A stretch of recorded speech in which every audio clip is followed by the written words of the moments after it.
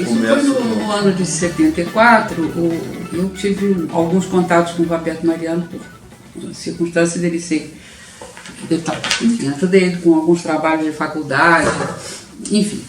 E ele me contou, eu acompanhava um pouco o grupo de trabalho, que volta e meia encontrava com ele, volta e meia ele me dizia como é que estava indo. Até contei o dia lá no Clube 17 que ele me falou do nome, do batismo da FEMA, então isso ficou muito gravado. E eu fiquei o tempo todo dizendo para ele, eu quero trabalhar com isso. E ele falou, não, vai trabalhar com a gente, eu fui, né? Fui, e eu tive um privilégio na FEMA, que foi escolher onde é que eu queria trabalhar, porque quando ele me disse, ele falou, olha, a primeira vez que eu fui lá, foi com o Haroldo, me convidou para almoçar, me contando como é que eles estavam montando a FEMA e tal.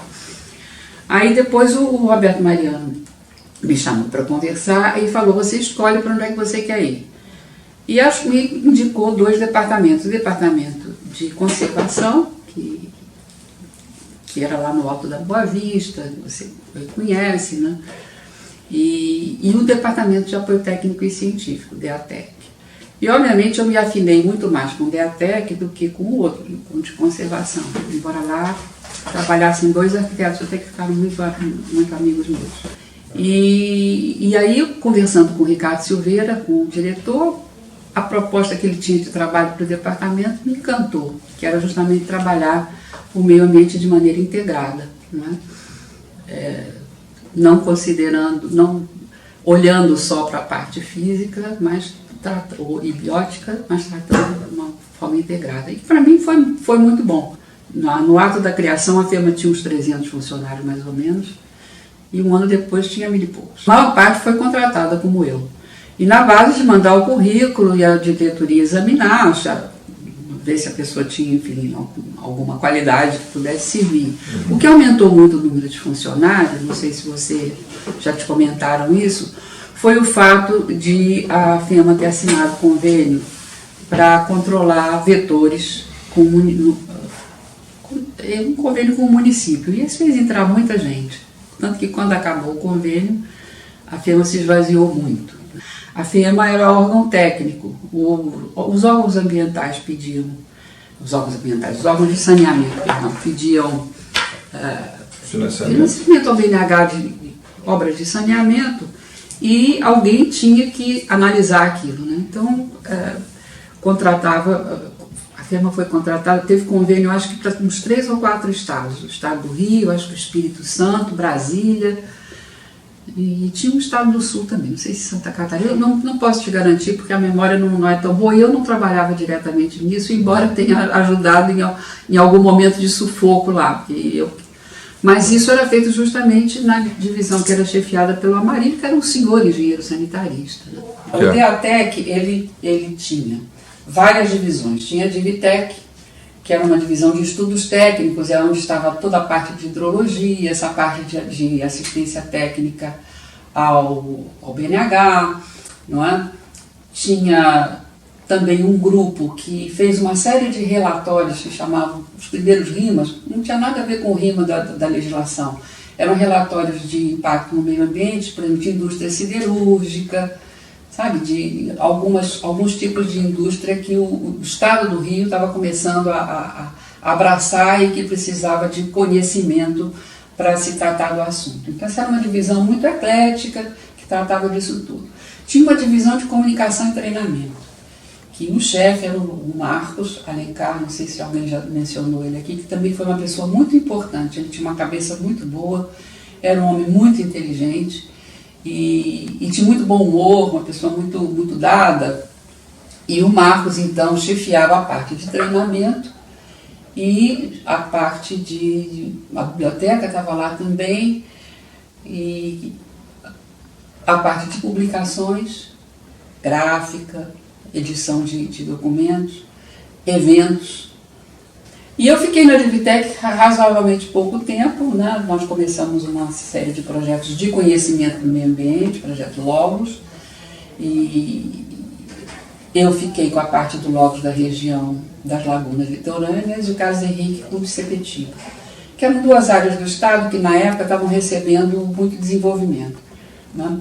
A região dos lagos por causa do turismo e por causa da abertura da ponte, que facilitou o acesso enormemente para aquela região, e a parte de Sepetiba, porque anunciavam que a usina siderúrgica nacional 2 iria para lá, o que acabou não acontecendo, né? E eu logo passei para ser assessora do Ricardo, na parte mais técnica e tal, e logo já estava quase que acabando, se contratou uma pessoa para terminar. E quem abraçou essa parte de conhecimento de meio ambiente mais foi o grupo de estudos ambientais, que começou a fazer toda a série de diagnósticos ambientais do estado. Primeiro, a abordagem eu acho muito interessante, até hoje conto isso para alguns órgãos ambientais que estão batendo cabeça aí com seus problemas ambientais, não tem prioridade, da estratégia que foi usada, que foi muito da cabeça do Ricardo, da cabeça do Roberto Mariano e da direção da firma de alguma maneira. A primeira coisa que eles fizeram foi um grande mapa do estado do Rio, que eles chamavam de mapão, o famoso mapão.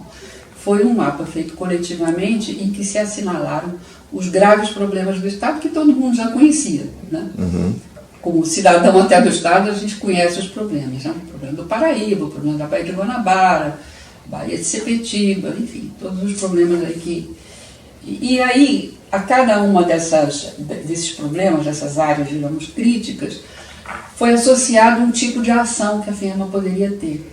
Ela poderia, em alguns casos, influenciar outros agentes, em outros casos, catalisar forças para a resolução do problema, e em outros casos, agir, atuar mesmo diretamente. Então, isso foi a primeira abordagem a um diagnóstico integrado que foi feito no estado. Então, você tinha, por exemplo, na Baixada Fluminense, você tinha um problema de saneamento sério, que você tinha poluição dos rios, isso se juntava com os problemas da Baía de Guanabara, você tinha problema de inundação, problema de doenças de veiculação hídrica, né? Sempre tratando o meio ambiente de uma maneira integrada, sempre com uma visão que não era a visão só do físico, só do biótico, né? E o antrópico, que no início, na maior parte das instituições, nem entrava, né? Nem se falava no assunto, né? A gente começou a falar. A primeira grande novidade da firma foi essa, foi começar a falar nas pessoas também, né? E não falar, tinha até, se brincava, não falar só no miculhão. Mas, que na verdade, o que eu acho que estava acontecendo é que a FEMA, no caso do DEATEC, estava procurando seus caminhos ainda. Tanto que depois a DIVITEC ficou bem mais técnica mesmo, e o GEA ficou estudos ambientais integrados, né? Então, que fez o projeto com PNUMA, era uma equipe multidisciplinar, eram 20 técnicos e 10 profissões diferentes. E a gente teve toda uma proposta de trabalho junto com o PNUMA de trabalhar a interdisciplina. Enfim, mas deu certo, né? Deu certo e para mim foi uma coisa muito boa ter ido para lá, né? Antes de mais nada, foi tudo que eu aprendi em termos de meio ambiente, foi lá, foi no DEATEC, e com os outros colegas também, que a gente no DEATEC, nesses diagnósticos que a gente fazia e coordenava, a gente tinha muito contato com a área do DEPOL, com a área de conservação, porque obviamente a gente trabalhava com o resultado do trabalho deles, o que era um pouco, às vezes, até um pouco difícil para eles entenderem. Ah, mas você vai pegar o meu trabalho e vou botar no seu, sabe? Mas isso acontecia, né? No zoneamento da Bacia do Paraíba, eu tive embates terríveis com a Vitória, porque ela dizia, não, eu só posso dizer se a área crítica, aí não sei se eu fizer um estudo de 2 anos, modelo matemático. E eu dizia, não pode, para a próxima reunião do CEIVAP a gente tem que levar lá dizendo o que a gente quer, como é que vai ser essa área, qual é a área, enfim, aquela luta, e era muito difícil até às vezes de conseguir trabalhar. Mas conta. Mas o acontecimento foi o seguinte. Começou a acontecer uma coisa na firma na hora do almoço, as pessoas se reuniam, levavam marmita, se reuniam, e algumas pessoas tocavam, ou tinha festa de aniversário, logo se formava uma banda de samba, não sei o quê, e aí se reuniam, um dizia eu pinto, o outro dizia eu faço escultura, o outro dança, o outro faz comida. Então resolvemos fazer uma espécie de um happening, uma grande reunião da FEEMA, em que cada um faria o que sabe fazer. E com as manifestações artísticas de cada um, desde culinária até pintura, e poesia, música. E eu sei que teve de tudo ali naquele espaço, teve de tudo. O doutor Coimbra, que era o diretor do Departamento de Controle Ambiental, que criou toda a reserva lá do Mico-Leão, o centro de primatologia e tudo mais, né? O doutor Coimbra, ele pintava quadros. Então, eu convencia ele de emprestar 3 quadros que ele tinha pintado, que eram 3 galos, que ele tinha o maior ciúme, galos de briga, lindos, muito bem pintados os quadros. E eu fui para a casa dele uma noite e convencia ele de deixar expor os quadros, porque ele não queria, que iam estragar os quadros, que não sei mais o quê, ele era uma pessoa muito séria, assim, muito séria. E eu sei que eu passei a noite do acontecimento lá, o dia, que começou de tarde, foi até as tantas, eu passei o tempo todo tomando conta dos quadros dos galos, para ninguém enfiar o dedo e chegar perto. E daí foi o embrião da associação. Foi o acontecimento. Por incrível que pareça, não sei se o pessoal da associação sabe disso, ou o pessoal mais novo, mas foi assim que surgiu a associação. E era essa coisa do entusiasmo. Então, sabe, as pessoas tinham vontade de se reunir, tinham vontade de trabalhar junto, não sabe? E foi mesmo uma época de muita criatividade.